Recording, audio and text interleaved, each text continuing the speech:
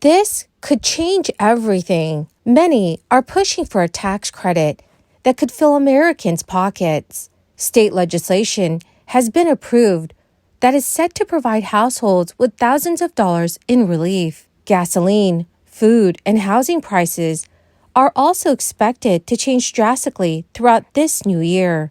My dear friends, please do me a big favor and watch until the end of this video.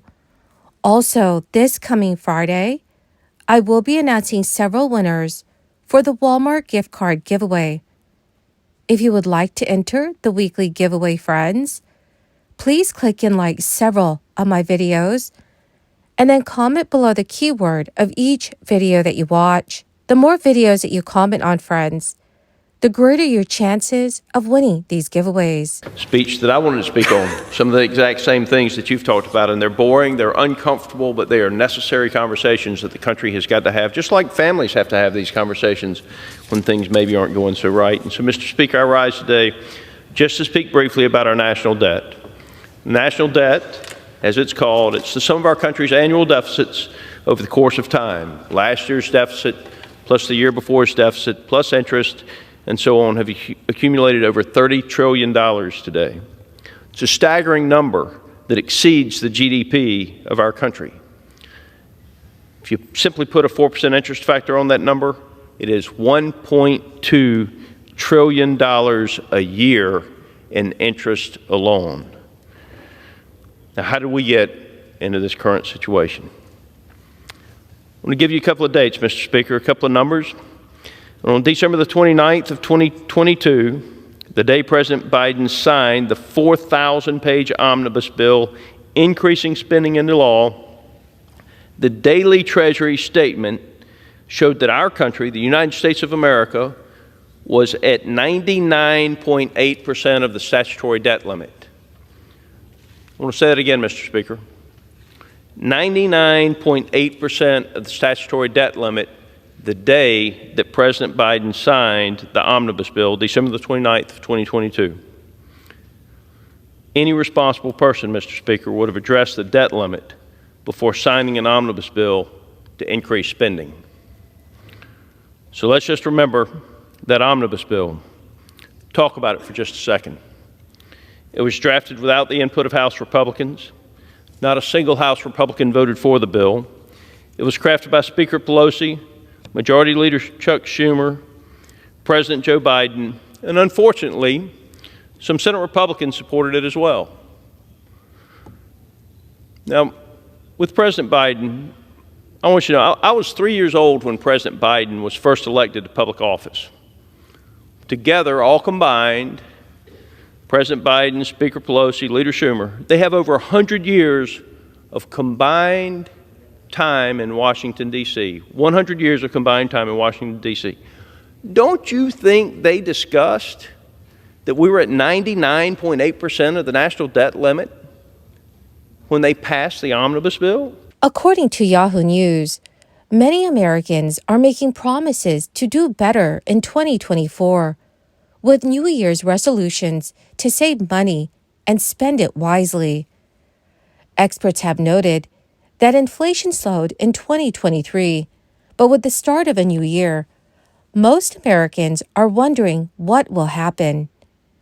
Economists are cautiously optimistic about a soft landing, which may be in reach after prices started accelerating in the spring of 2021. This year, inflation is expected to nearly hit the Federal Reserve's 2% target rate, though that will likely come with slower economic growth. So after 2 years of above-average gasoline prices, Americans can now expect some relief at the pump.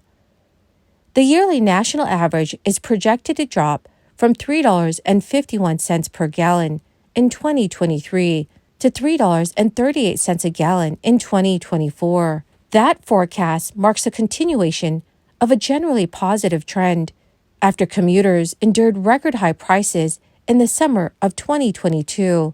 In November of last year, a gallon of regular gasoline cost $3.50 on average, which is down from $5.06 in June 2022. Drivers in some West Coast cities could briefly see price spikes above $6 per gallon in 2024. But Gas Buddy expects prices to peak near $4 per gallon in most major U.S. cities.